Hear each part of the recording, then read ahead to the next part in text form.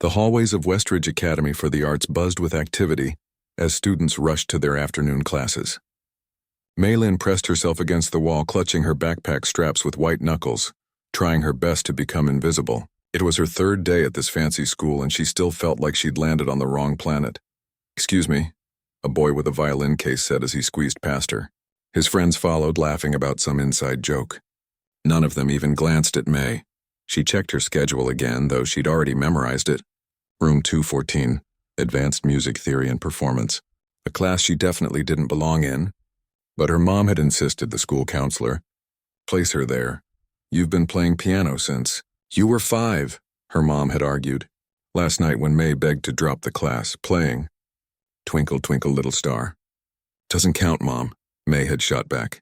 "These kids have been in training since they could walk. They play at actual concerts. I just mess around on our old piano." But her mom wouldn't budge. "Your grandmother taught you more than you realize. Just give it a chance." Now, standing outside room 214, May took a deep breath. The warning bell rang, making her jump. She had no choice. She pushed the door open. The classroom was unlike any music room she'd seen at her old school in the small town they'd just left behind. A gleaming black grand piano dominated the center of the space. Around it, chairs were arranged in a semicircle. Most were already filled with students unpacking instruments or flipping through sheet music that looked impossibly complicated. May slipped into an empty seat in the back row, hoping no one would notice her. She didn't have an instrument case, didn't have sheet music. All she had was the memory of her grandmother's hands guiding hers over piano keys, teaching her simple songs on Sunday afternoons. A tall man with salt and pepper hair strode into the room precisely as the final bell rang. He wore a dark blue sweater with elbow patches like a movie professor. The room instantly fell silent. "Good afternoon, everyone," he said, his voice carrying without him having to raise it. "For those who haven't had the pleasure, I'm Mr. Harrington." His eyes scanned the room and May sank lower in her seat. "I see we have a new face today." Every head turned to look at her. May felt heat crawl up her neck and into her cheeks. "You must be Maylin Zhao," Mr. Harrington said, checking his attendance sheet. "Transfer from Pinewood," May said softly. "In Oregon." "Ah, yes, Pinewood," he repeated as if he'd never heard of it, which he probably hadn't. "And your instrument?" May swallowed hard. "Piano, sort of." A few students exchanged glances. One girl with perfectly straight blonde hair raised an eyebrow. "Sort of?" Mr. Harrington's mouth twitched. "One either plays the piano or one doesn't. There's not much middle ground there." More stifled laughter. May wanted to disappear through the floor. "I play a little," she clarified. "Just basics. Nothing fancy," Mr. Harrington nodded thoughtfully. "Well, Ms. Zhao, at Westridge we believe in learning by doing. Why don't you come up and introduce yourself to the class by playing something for us? Anything you feel comfortable with." May's stomach dropped. "Now? Unless you'd prefer to wait until tomorrow when you'll have had time to get nervous about it all night." His tone wasn't unkind, but it was firm. Slowly, May stood up. Her legs felt like they were made of jelly as she walked to the grand piano. It was much larger up close, intimidating with its polished surface reflecting the fluorescent lights above. She'd only ever played on her grandmother's upright, a worn-out thing with yellowed keys and slightly off-tuned strings that had been in their family for decades. She sat on the bench, which was higher than she was used to. The keys looked too white, too perfect. Around her, 20 pairs of eyes watched, some curious, some already bored, a few openly skeptical. "Whenever you're ready, Ms. Zhao," Mr. Harrington said, leaning against his desk. May's mind went blank. What could she possibly play that wouldn't make her look like a complete fool? She couldn't remember any of the classical pieces her grandmother had tried to teach her. All she could think of was the simple tune they always started their lessons with, a Chinese children's song called Little Rabbit. It was embarrassingly simple, something 5-year-olds learned. But her fingers wouldn't come up with anything else. She placed her hands on the keys, surprised by how cool and smooth they felt compared to her grandmother's piano. She pressed one key experimentally. The note rang out pure and clear, making her flinch at how loud it seemed in the quiet room. Someone snickered. The blonde girl whispered something to her neighbor. May closed her eyes. She thought of her grandmother's small apartment, thousands of miles away now. The smell of jasmine tea and the sunlight streaming through lace curtains. The way her grandmother's hands, though wrinkled and spotted with age, moved gracefully over the keys. "Music isn't in your fingers, little one," her grandmother used to say. "It's in your heart. Your fingers just help it escape." May began to play Little Rabbit, the notes simple and childlike. She kept her eyes closed, too afraid to see the expressions on the other students' faces. The melody was so basic, just a handful of notes repeated in a cheerful pattern. She could imagine the blonde girl rolling her eyes. But as the familiar tune flowed from her fingers, something strange happened. May felt herself relax. The classroom faded away, and she was back in her grandmother's apartment, sunshine warming her back. She played the tune again, adding a little flourish at the end, something her grandmother had shown her. "When you're comfortable with the song," her grandmother had explained, "you can add your own feeling to it. That's when it becomes yours." Without thinking too much about it, May played the tune a third time, but slower, making it sound almost wistful. Then again, but with her left hand adding simple harmony notes her grandmother had taught her. She'd forgotten where she was, forgotten that people were watching. She was just playing, the way she did at home when no one was listening. She wasn't trying to impress anyone. She was just letting the simple melody become a conversation between her memories and her fingers. May added more notes, building on the simple foundation of Little Rabbit. Her grandmother had shown her how one tune could transform if you changed little things, made it minor instead of major, added passing tones, changed the rhythm. She wasn't thinking about what she was doing. Her fingers were just finding their way around this new piano, exploring its voice. The melody grew more complex as May relaxed into it. She added a rippling pattern with her right hand while her left kept the rhythm steady. She wasn't playing Little Rabbit anymore, not really. She was playing how it felt to miss her grandmother, to be in this strange new school, to be homesick for a place that wasn't even her real home but felt like it. Only when she finished with a gentle, questioning chord did May realize how quiet the room had become. She opened her eyes, suddenly remembering where she was. 20 faces stared at her, but not with the boredom or judgment she'd expected. They looked surprised. Mr. Harrington stood very still, his arms now crossed over his chest, his expression unreadable. "I'm sorry," May said quickly, standing up from the bench. "That's all I know how to play." "Sit down, Ms. Zhao," Mr. Harrington said quietly. May sank back onto the bench, certain she was about to be scolded, or maybe even asked to leave the class. She'd probably broken all kinds of rules about proper piano technique. "That melody," Mr. Harrington said. "What was it?" "Just a Chinese children's song my grandmother taught me," May answered, her voice small. "It's called Little Rabbit. And the variations? Who taught you those?" May blinked. "No one. I mean, my grandmother showed me a few ways to change songs up, but I was just playing." The blonde girl raised her hand. "Mr. Harrington, are we supposed to believe she just made that up on the spot? That ending section had a complete chord progression and everything. I wasn't trying to do anything fancy," May insisted, feeling defensive. "I was just playing the song the way it feels to me." Mr. Harrington studied her for a long moment. "Ms. Zhao, how long have you been taking piano lessons?" "I haven't, not really. My grandmother showed me things when I was little, but it was just for fun. I've never had a real teacher." The class broke into murmurs. Mr. Harrington held up a hand for silence. "Class, what Ms. Zhao just demonstrated, whether she realizes it or not, is something many trained musicians struggle with their entire lives. The ability to feel music rather than just play notes." He turned back to May. "You have an unusual gift. Raw and untrained, yes, but genuine." May didn't know what to say. A gift? She'd just been playing around the way she always did. "For tomorrow," Mr. Harrington addressed the class, "I want everyone to prepare a simple melody, children's song, folk tune, anything basic, and then show us your own variation. Not a formal arrangement, but a personal interpretation." He nodded at May. "Sometimes we get so caught up in technique that we forget why we make music in the first place." As May walked back to her seat, she noticed the other students looking at her differently, not with admiration exactly, but with curiosity. The blonde girl gave her a small, reluctant nod. May sat down, her heart still racing. She'd come to this class expecting to be the worst student, completely out of her depth. Now she didn't know what to think. After class, as she gathered her things, Mr. Harrington approached her. "Ms. Zhao," he said quietly, "that wasn't just sort of playing the piano. That was music.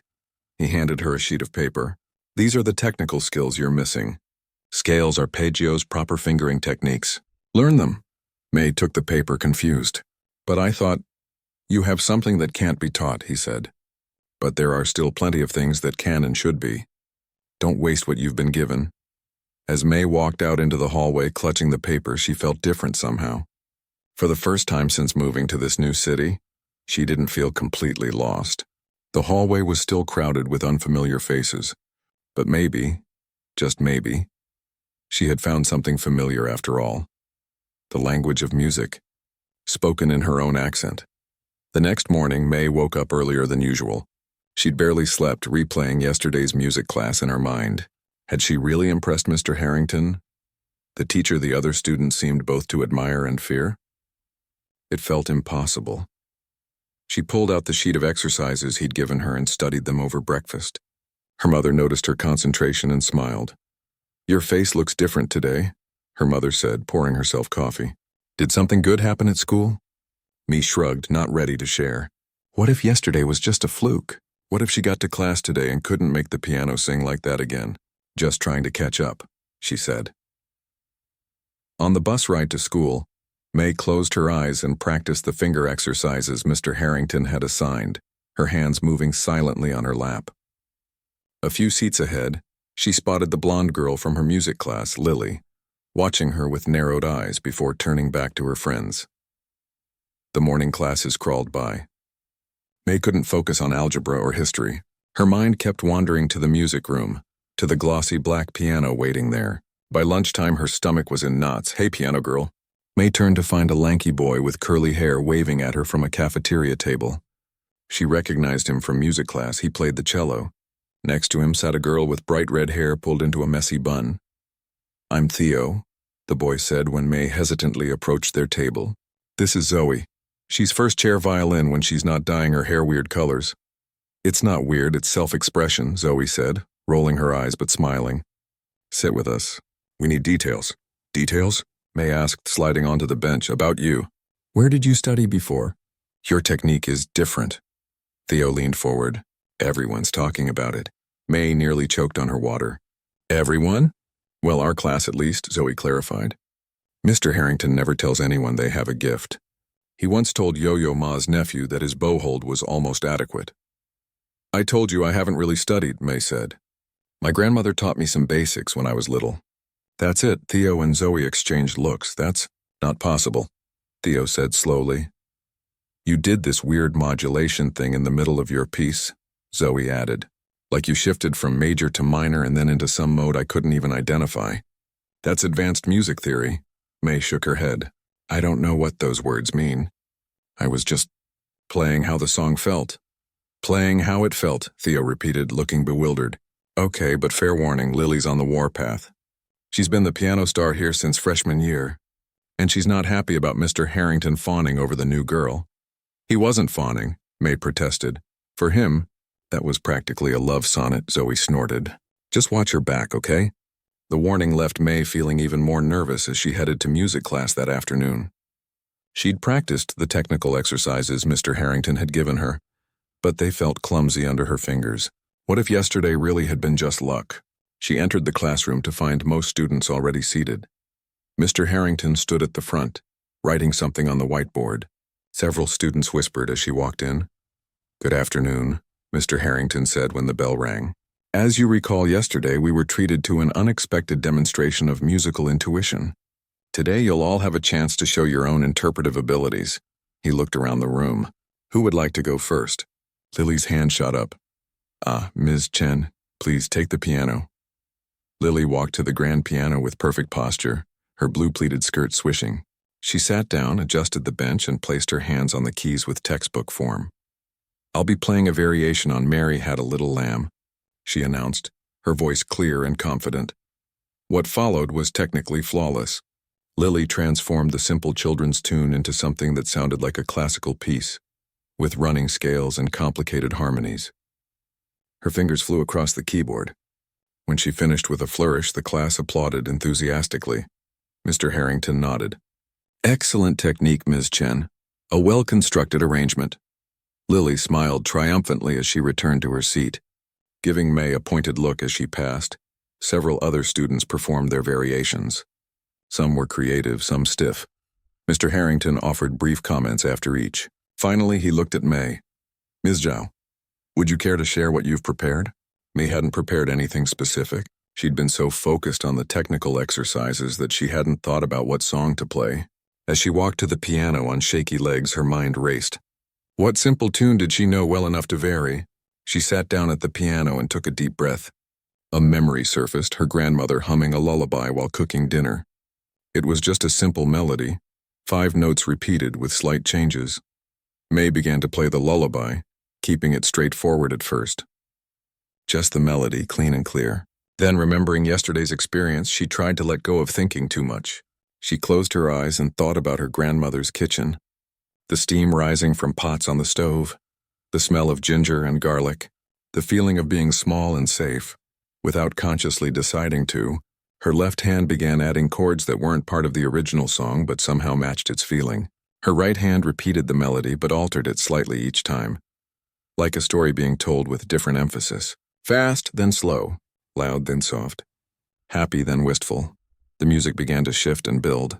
May wasn't playing the lullaby anymore, but something new that had grown from it.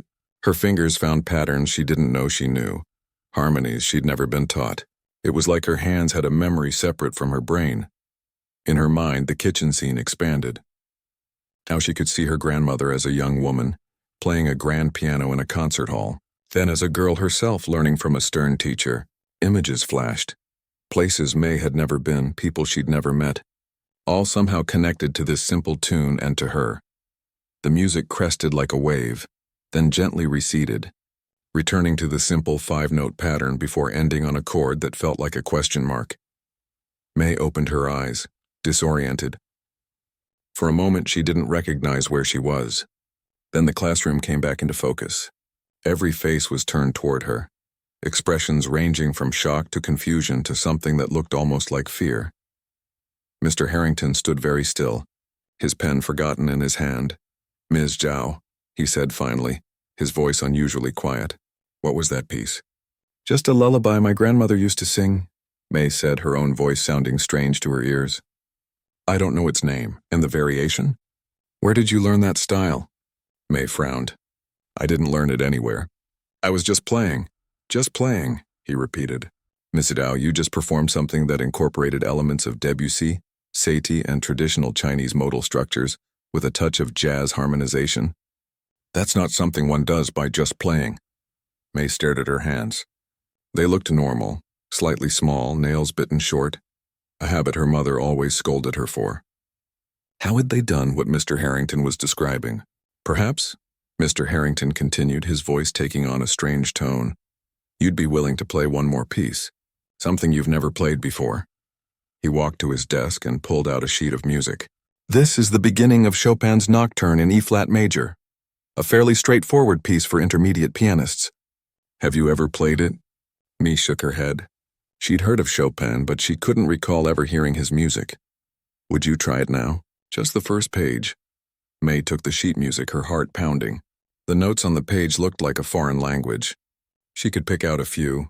She knew that the lines and spaces represented different notes, but she had no idea how to translate them into finger positions or timing. I can't read music, she admitted, face burning with shame. Not really. The class broke into murmurs. Mr. Harrington raised an eyebrow. You can't read music, he repeated. Yet you just played what amounted to an advanced piano composition. Lily raised her hand. Mr. Harrington, isn't it possible she's just memorized some pieces and is pretending not to know what she's doing? A hot flush of anger rose in May's chest. I'm not pretending anything. I told you my grandmother showed me some basics. That's all. Then how do you explain what just happened? Lily pressed. May stood up from the piano bench, suddenly wanting to get away from everyone's staring eyes. I don't know. It just happens when I play. The music just comes out. Enough, Ms. Chen, Mr. Harrington said firmly. Mrs. Zhao, please take your seat. Class, turn to page 42 in your theory books. As May walked back to her chair, legs wobbling, she noticed Theo giving her a thumbs up while Zoe made a mind-blown gesture. Lily was whispering furiously to her friends, shooting glances at May. The rest of the class passed in a blur. When the bell rang, Mr. Harrington called out, "Ms. Zhao, a word, please." May approached his desk as the other students filed out, some still looking at her with curious expressions. "Sir, I swear I'm not making this up," May started. But Mr. Harrington held up a hand. "I don't think you are," he said. "What I think, Ms. Zhao, is that you have an extraordinary gift that I've only read about but never witnessed firsthand." He leaned forward. "What happens when you play? What do you experience?" May tried to find words for the strange experience. "It's like, I start with something I know, but then it's like the music takes over. I see things, not really see, but sort of imagine, and my fingers just know where to go." Mr. Harrington nodded slowly.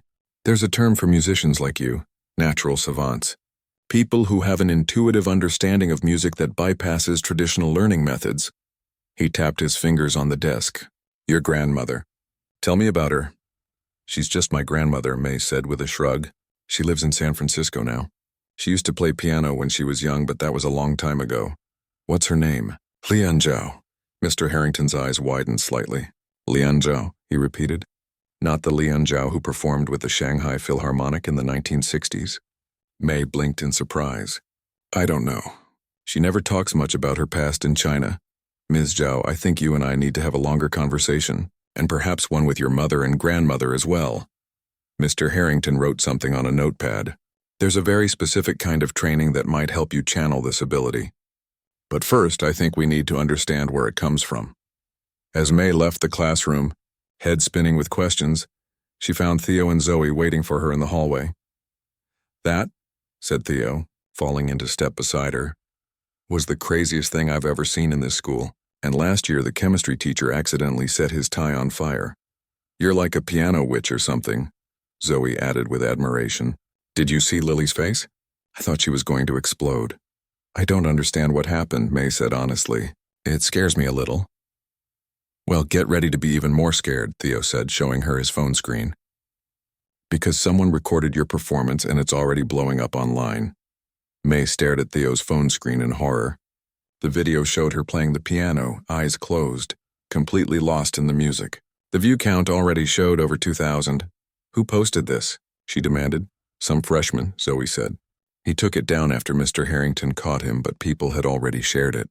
"It's everywhere now. Delete it!" May tried to grab Theo's phone. "I can't delete it from the internet," Theo said gently. "Look, it's not a bad thing. You're amazing. People are just excited to see someone with real talent." May's hands trembled. She didn't want to be seen, didn't want to be talked about. All she'd wanted since moving to this new city was to blend in, to get through each day without drawing attention. "I have to go," she mumbled, hurrying toward the school exit. "May, wait," Zoe called after her, but May kept walking. On the bus ride home, May pulled her hood up and sank low in her seat. Her phone buzzed with notifications, friend requests from people she'd never met, messages from classmates she'd barely spoken to. She turned it off. At home, she was relieved to find the apartment empty. Her mother wouldn't be back from work for hours. May went straight to the small digital keyboard they'd brought from their old place. It wasn't anything special, just a basic model her mother had bought secondhand when May was 7 and showed interest in playing. May sat in front of it, but didn't turn it on.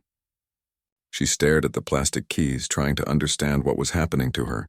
Why could she play things she'd never learned? Why did music pour out of her in ways that seemed to shock everyone around her? The sound of keys in the front door made her jump. Her mother was home early. "May, you're home already?" Her mother appeared in the doorway, still wearing her nurse's scrubs. She looked tired, but her eyes lit up when she saw May at the keyboard. "Were you playing?" "I haven't heard you practice in ages." "Mom," May said slowly, "can we call Grandma tonight?" Her mother's expression shifted, becoming more serious. "Is everything okay?"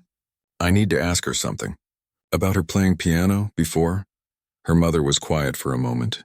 "I'll call her after dinner," she finally said. "But May, you know she doesn't like talking about the past." "It's important." That evening, after a quiet dinner, May's mother set up the video call with Grandma Lian. When her grandmother's face appeared on the screen, May felt a rush of comfort. Even through the slightly pixelated image, Grandma Lian's warm eyes and gentle smile made May feel less alone. "My little peach," Grandma Lian exclaimed. "How are you settling into your new school?" May and her mother exchanged glances. Actually, Mom, May's mother said, something's happened that we wanted to ask you about. Grandma Leon's smile faded slightly. Oh, it's about the piano, May said. My music teacher, Mr. Harrington, he asked if you were Lian Zhao who played with the Shanghai Philharmonic. The silence that followed was so long that May thought the connection had frozen. But then she saw her grandmother's hand move to touch something off-screen. I haven't heard that name in a very long time.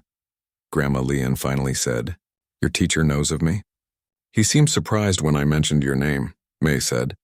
Grandma, why didn't you tell me you were a famous pianist? Grandma Lian sighed, her shoulders sagging slightly. It was another life, little one.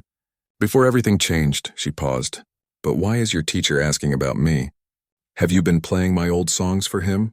Not exactly, May's mother interjected. May, show your grandmother what happened. May hesitated, then pulled out her phone and played the video that had now spread across the internet. The sound quality was poor through the phone speaker, but the transformation of the simple lullaby into something complex and beautiful was still evident. When the video ended, Grandma Lian's eyes were shining with unshed tears. So it passed to you, she whispered. After all this time, what passed to me? May asked, leaning closer to the screen. Grandma Lian was quiet for a moment, collecting herself. In our family, for many generations, there has been a gift.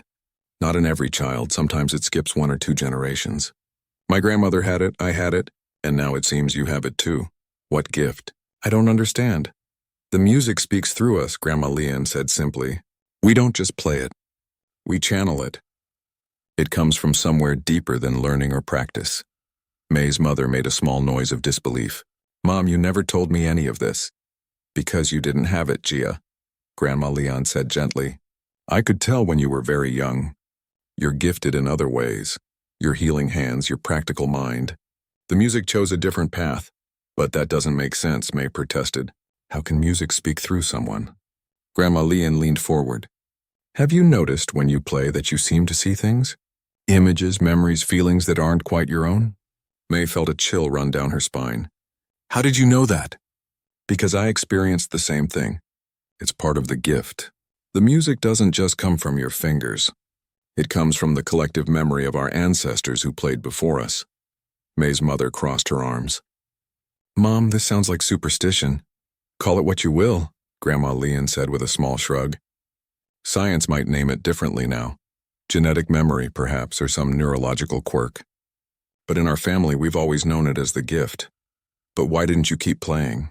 May asked. If you were so talented, why did you stop? A shadow crossed Grandma Lian's face. The Cultural Revolution came. Art became dangerous, especially Western classical music. Those who stood out were punished. She took a deep breath. I buried the gift as deep as I could. I took a factory job. I pretended I had never touched a piano. Eventually, I escaped to America. But by then, I was afraid to play in public again. Afraid the music would take over and make me stand out. Is that why you only taught me simple songs? May asked. Grandma Lian nodded. I wanted to see if you had the gift, but I also wanted to protect you. It's not easy carrying this ability. People will try to use you. They'll want to study you, exploit you, own you. That's exactly what's happening, May's mother said, showing her own phone. Look at these comments on the video. Talent scouts, music schools, even some research institute wanting to study May's unique cognitive processes. May felt sick. I don't want any of that. I just want to be normal. The gift doesn't let you be normal, Grandma Lian said sadly, but it doesn't have to control your life either. She reached for something off-screen, then held up an old yellowed photograph. This was me at your age. The photo showed a young woman in a formal dress sitting at a grand piano on a large stage. Her posture was perfect, her expression serene. But her eyes so similar to May's own, held a hint of something wild and untamed. You look beautiful, May said. I was miserable, Grandma Lian corrected. By this point, I was performing 3 concerts a week. My parents had moved our entire family to Shanghai so I could study with the best teachers. I had no friends, no normal teenage life, just endless practice and performances. I would never push May like that, May's mother said firmly. I know you wouldn't, Grandma Lian replied. Times are different now, but the world still tries to own exceptional people. She focused on May. Listen carefully, little peach. This gift is yours. Not your teachers, not your schools, not the internet's. Yours to explore or to set aside as you choose. But how do I control it? May asked. When I start playing, it's like something takes over. That's because you're fighting it, Grandma Leon said. The music isn't separate from you. It's part of you. You need to learn to guide it rather than be carried away by it. Can you teach me? Grandma Leon smiled sadly. I haven't truly played in 40 years, little one, but she hesitated. There are exercises I remember. Ways to center yourself while playing. I can show you through the screen, though it would be better in person. Why don't you come visit? May's mother suggested. Stay with us for a while. It would do May good to have you here, especially now. Perhaps I should, Grandma Leon said thoughtfully. It's been too long since I've seen you both. After they ended the call, May sat quietly, trying to process everything. Her mother sat beside her. Are you okay? She asked. I don't know, May answered honestly. It's a lot. We don't have to decide anything tonight, her mother said, squeezing her shoulder. And whatever happens, we'll figure it out together. May nodded, but her mind was racing. She had so many questions.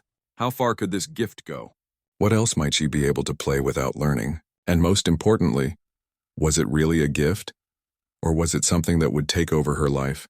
The next morning, May woke to the sound of her phone buzzing incessantly. She had silenced all notifications except for calls, and now someone was calling repeatedly. She picked up without checking who it was. Hello? She said groggily. May, have you seen the news? It was Theo, his voice pitched higher than normal with excitement. What news? Your video. It's everywhere. The pianist Lang Lang shared it on his social media. He called you a rare natural talent and said he'd love to meet you someday. May sat bolt upright. What? And that's not all. Turn on Channel 7 right now. They're doing a segment on you. The untrained piano prodigy of Westridge Academy. Everyone's trying to figure out who you are. May's stomach dropped. She rushed to the living room where her mother was already watching the local morning news. On screen was the same video from yesterday, but now it had a caption beneath it. Musical mystery. Who is this gifted young pianist? The news anchor was saying, the video, which has now garnered over 500,000 views, shows a young student transforming a simple melody into a complex musical piece. Experts are calling her playing extraordinarily intuitive and reminiscent of the great improvisational composers. Oh no, May whispered.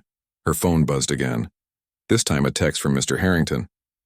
Ms. Zhao, please call me as soon as possible. The school is receiving numerous inquiries about you. We need to discuss how to proceed. May looked at her mother, panic rising in her chest. Mom, what do I do?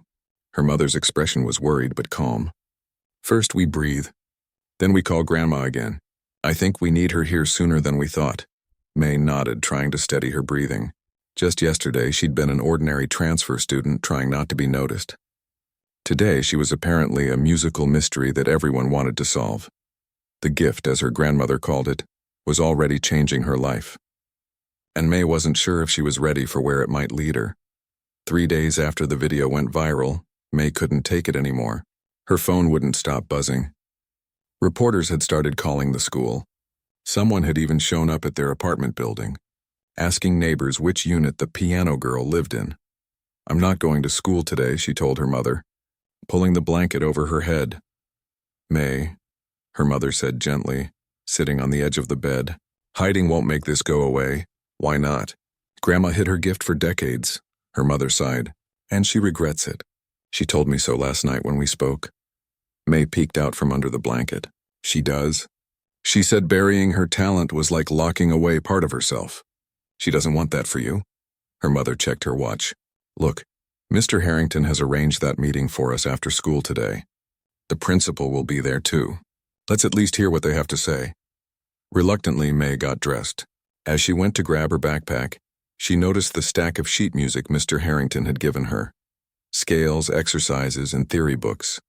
She hadn't touched them since the video went viral. I'll walk you to the bus stop, her mother said. I'm not 5, Mom. Humor me. At the bus stop, May's mother hugged her tightly. Just remember, you don't have to decide anything right now. Just listen, learn, and we'll figure it out together. When the bus dropped May off at school, Theo and Zoe were waiting for her at the entrance. They'd appointed themselves as her unofficial bodyguards. running interference with curious students and deflecting questions. The vultures are circling, Theo muttered, nodding toward a small group of students with their phones out. Want to take the side entrance? May nodded gratefully. Have you seen the latest? Zoe asked as they navigated the hallways. Some conservatory in New York posted that they'd love to offer you a full scholarship. I don't want a scholarship, May said. I don't want any of this. You might feel differently after you actually learn some technique, a voice said from behind them. It was Lily, her arms crossed, leaning against a locker. Right now you're just a curiosity. A monkey who can play piano by accident. Back off, Lily, Theo warned.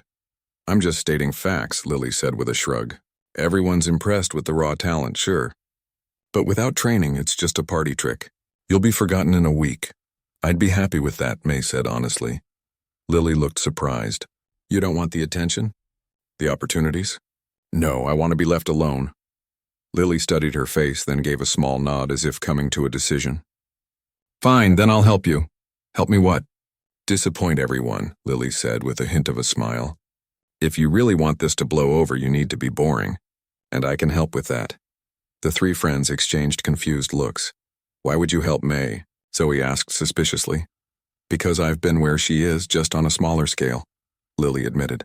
The pressure, the expectations. It's brutal. And if she really doesn't want it, she trailed off, then added more quietly. No one should be forced into this life if they don't want it. Before May could respond, the warning bell rang. Think about it, Lily said, walking away. I'm in practice room B during lunch if you want to talk. Morning classes passed in a blur of whispers and stares. Despite the teacher's best efforts, students kept sneaking glances at May, as if expecting her to suddenly break into song or reveal some other hidden talent. By lunchtime, she felt like a zoo exhibit. Instead of heading to the cafeteria, May found herself walking toward the music wing. Practice room B had a small window in the door. Through it, May could see Lily sitting at an upright piano, intensely focused on the sheet music in front of her. May knocked softly. Lily looked up, surprised, then waved her in. I didn't think you'd actually come, she said, making room on the piano bench. May sat down, keeping some distance between them. What did you mean you'd help me disappoint everyone? Exactly what I said. Lily closed her music book. Right now, everyone thinks you're this undiscovered genius, this natural phenomenon. But if you publicly struggle with basic techniques, if you show that your viral moment was just a fluke, the hype will die down. You think I should pretend to be bad at piano? Not bad, just normal. A student with potential who needs years of practice just like the rest of us. Lily's fingers absently played a soft chord. The problem is you're not normal. You're playing in that video, she shook her head. I've been training for 12 years and I couldn't do what you did naturally. May stared at the piano keys. I don't understand it either. My grandmother says it's a family gift. Must be nice, Lily said, but without the bitterness May expected. My parents started me on lessons when I was 4. 3 hours of practice a day every day for as long as I can remember. That sounds awful, Lily smiled faintly. Sometimes it was. But I love the piano. I love knowing exactly how it works, understanding the theory behind every piece. It's like speaking a language fluently. That's how it feels when I play too, May said. Like speaking. But I don't know the grammar or vocabulary, the words just come out anyway. Exactly. And that's why people are fascinated. But if you want the attention to stop, Lily pulled some sheet music from her bag. Here's what we could do. For the next 20 minutes, Lily outlined a plan. May would agree to play at the school's upcoming music showcase, but instead of improvising, she would attempt to play a structured classical piece and intentionally struggle with it. She would show technical weaknesses that any trained pianist would recognize. The narrative would shift from undiscovered genius to interesting but raw talent needing years of development. And you think that will make people lose interest? May asked. Most of them, yes. The internet has a short attention span. If you're not an instant sensation, they move on. Lily closed the piano lid. But you should know what you're giving up. There are people who would kill for the kind of natural ability you have. Including you? May asked quietly. Lily met her eyes. Yes, but that doesn't mean I think you should be forced into using it. The bell rang, ending lunch period. As they gathered their things, May felt confused. The girl she'd thought was her enemy was now offering to help her escape the spotlight. Nothing made sense anymore. Think about it, Lily said as they left the practice room. And whatever you decide, I respect it. Just don't waste what you have without at least understanding its value. The afternoon dragged on, each minute bringing May closer to the meeting with Mr. Harrington and the principal. When the final bell rang, she made her way to the administrative offices where her mother was already waiting. "Ready?" her mother asked. "Not really." They were shown into the principal's office where Mr. Harrington and Principal Wu were waiting. To May's surprise, there was also a video call set up on a laptop. On the screen was Grandma Leon. "Grandma, I didn't know you'd be joining us." "Your mother thought it would be good if I could participate," Grandma Leon said with a small smile, "though the time difference means it's quite late here." Principal Wu, a woman with a kind face and silver-streaked hair, gestured for them to sit. "Thank you all for coming. As you know, May's video has created quite a situation for us. We've received calls from music schools, conservatories, media outlets, even scientific researchers interested in studying May's abilities, which is why we need to establish some boundaries," Mr. Harrington said. "Ms. Zhao May, your talent is extraordinary, but you're also a minor and a student under our care. We want to protect May's privacy while also nurturing her gift," Principal Wu explained. "So we've come up with some options we'd like to discuss with your family." For the next half hour, they outlined various possibilities.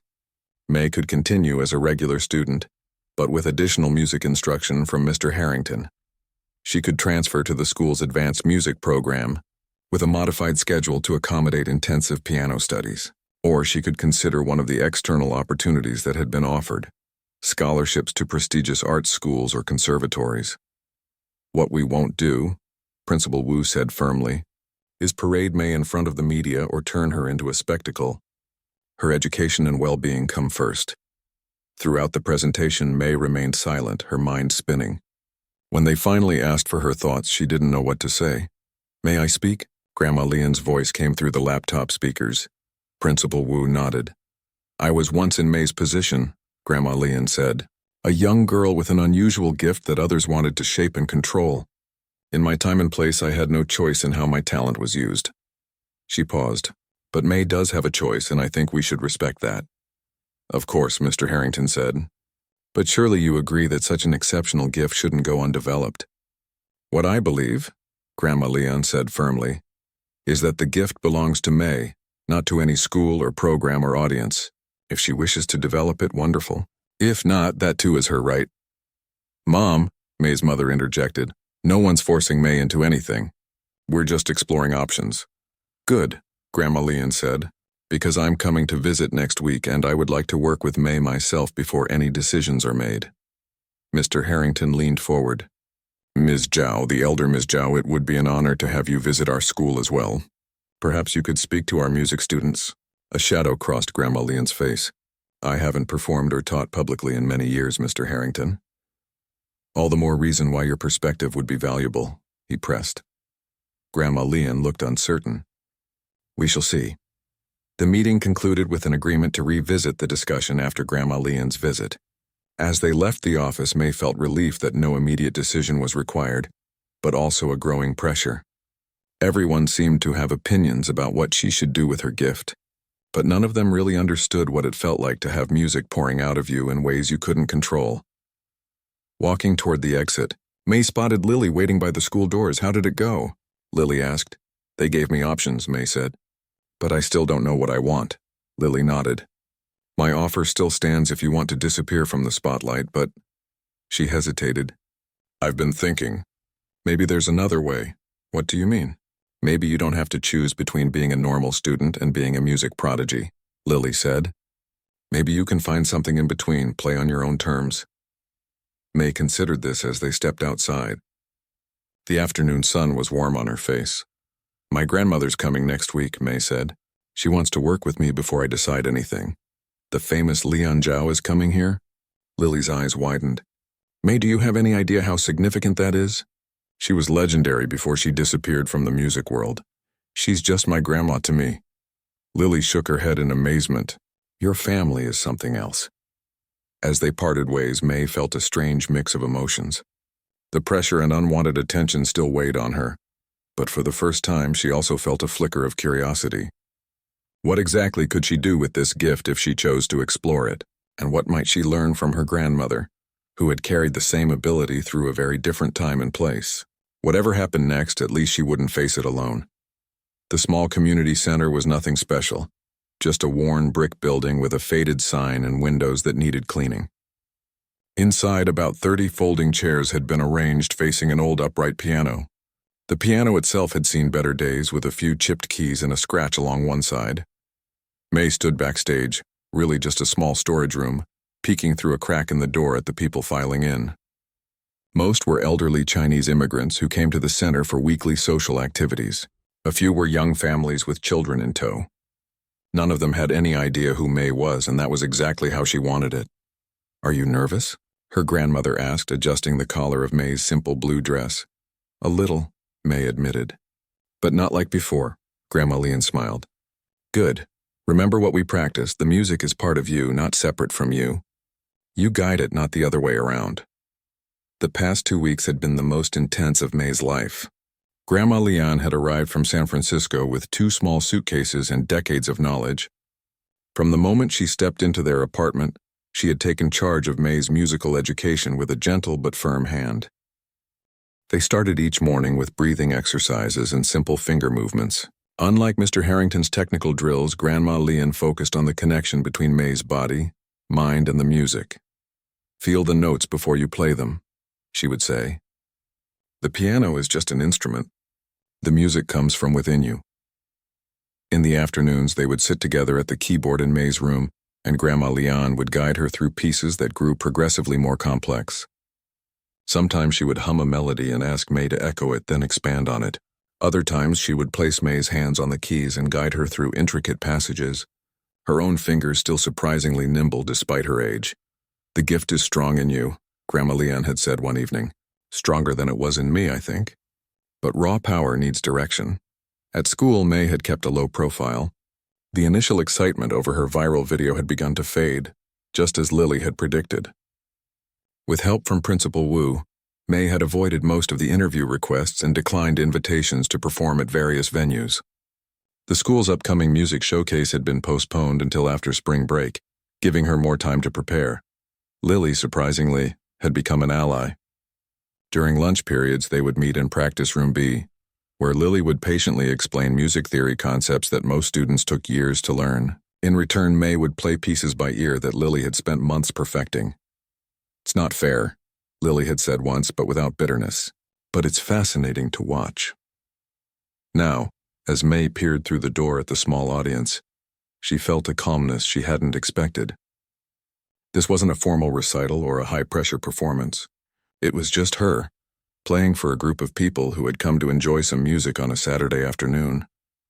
"5 minutes, the community center director said, poking his head into the storage room. He smiled at Grandma Leon. "It's wonderful to have you back, Ms. Zhao. Some of our older members still remember when you used to teach here." "It's good to be back, Mr. Chen," Grandma Leon replied. "Thank you for arranging this." When he left, May turned to her grandmother. "You never told me you taught here." "It was a long time ago when I first came to America," Grandma Leon said. "Before your mother was born, I taught piano to refugee children, those whose families like mine had left everything behind." Her eyes grew distant. It was the first time I had touched a piano in almost 15 years. May tried to imagine it. Her grandmother, younger than May was now, finding her way in a strange country, reconnecting with the music she had been forced to abandon. "Were you scared?" May asked. "Terrified," Grandma Leon admitted, "but also free. For the first time I was playing because I wanted to, not because someone was making me." She squeezed May's hand. "That's what I want for you, little peach. Freedom to play on your own terms." The director appeared again. "We're ready for you." May took a deep breath and walked onto the small stage area. The audience applauded politely. In the back row, she spotted her mother, and beside her, unexpectedly, Mr. Harrington. Theo and Zoe were there too, giving her encouraging thumbs-up signs. Even Lily had come, sitting with perfect posture near the front. May sat at the piano and adjusted the bench. The keys beneath her fingers were slightly uneven, the action heavier than she was used to. But that was okay. This wasn't about perfection. "Good afternoon," she said, her voice only slightly shaky. "My name is Mei Lin Zhao. I'd like to play something for you today that tells a story. My story. and my grandmother's story, and maybe some of your stories too. She placed her hands on the keys and closed her eyes. For a moment, she simply breathed, feeling the connection Grandma Leon had taught her to recognize, the flow of music that existed within her, waiting to be channeled. She began with the Chinese lullaby, the one that had started everything in Mr. Harrington's classroom. The simple melody filled the small room, pure and clear. Then slowly she began to transform it. This time, though, the transformation was deliberate. May wasn't being carried away by the music. She was guiding it, shaping it, telling her story through sound.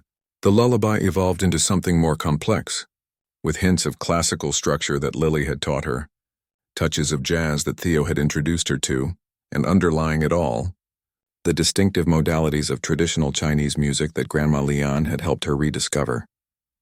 As she played, May felt centered and calm. Images came to her mind. Her grandmother as a young girl playing for stern-faced judges, her mother working long hours to give May a better life, her own journey from fear to understanding. The music reflected each chapter, each emotion. When she finally ended the piece, returning to the simple lullaby theme before resolving it with a gentle major chord, the silence in the room was complete. For a moment, no one moved or spoke. Then from the back, someone began to clap. Others joined in, the applause building until it filled the small space. May opened her eyes and saw several of the older audience members wiping away tears. Even Mr. Harrington was nodding with something like respect on his usually stern face. But it was Grandma Leon's expression that mattered most to May. Her grandmother stood in the wing, her eyes shining with pride and something else, recognition, perhaps understanding. After the performance, people came up to thank her, not with the frenzied excitement of fans, but with the genuine appreciation of people who had been moved by music that spoke to them. An elderly man grasped her hand. "You play like your grandmother," he said in Mandarin. "She taught my daughter many years ago." A young mother asked if May might be willing to play at a cultural festival the following month. "Nothing fancy," she assured May, "just sharing your gift with the community." When the crowd finally thinned, Mr. Harrington approached. "That was quite different from what you played in class," he said. "More structured, more intentional." "My grandmother has been teaching me," May explained. "So I see." He glanced at Grandma Leon, who was chatting with the center director nearby. "Ms. Zhao, I still believe your talent deserves formal training. The offer to join our advanced music program stands, but—" He paused. "I understand now that there are different paths to mastery." "Thank you," May said. "I'm still figuring out my path." Later, as they walked home together, May, her mother, and Grandma Leon, a comfortable silence fell between them. The evening air was cool, the first stars appearing in the darkening sky. "So," her mother finally said, "have you decided what you want to do about all those offers? The conservatories, the special programs?" May thought about it. The past 2 weeks had changed something fundamental in her relationship with music. What had once felt like an overwhelming, uncontrollable force now felt like a part of herself she could understand and direct. "I want to keep studying with Grandma," she said, "and I think I want to stay at Westridge but maybe join the advanced music program like Mr. Harrington suggested." She glanced at her grandmother. "Is that okay?" "More than okay," Grandma Leon said. "You're finding your own way." "And what about performing?" her mother asked. "There are still people calling about that video," May smiled. "I think I'll play sometimes, but only when and where I want to. Maybe small places like today where it feels real." She thought about the elderly man who had spoken to her in Mandarin, the young mother planning the cultural festival, places where music matters to people not just as entertainment but as something deeper. "A wise choice," Grandma Leon said. "The gift was never meant for arenas and television. It was meant to connect spirits." As they reached their apartment building, May felt her phone buzz in her pocket. It was a text from Lily. "You were amazing today. Not like a prodigy or a freak of nature. Like a true musician. Want to work on a duet sometime?" May smiled and texted back, "I'd like that." Upstairs, while her mother and grandmother prepared dinner, May sat at her keyboard. She placed her fingers on the keys but didn't press them. Instead, she closed her eyes and listened to the music inside her. No longer a chaotic flood threatening to overwhelm her, but a river she could navigate, a language she was learning to speak. She began to play softly, a new melody forming under her fingers. It wasn't perfect or polished, but it was hers, and for now that was enough. In the kitchen, she heard her grandmother begin to hum along, adding harmony to May's melody. Then her mother joined in, her voice finding its place in the impromptu composition. The three voices, piano, grandmother, mother, wove together, creating something that hadn't existed before this moment. May smiled as she played. The gift hadn't just passed to her, it had brought her family together, bridging generations and healing old wounds, and perhaps that was its true purpose all along. The music continued, filling their home with sound and light and possibility.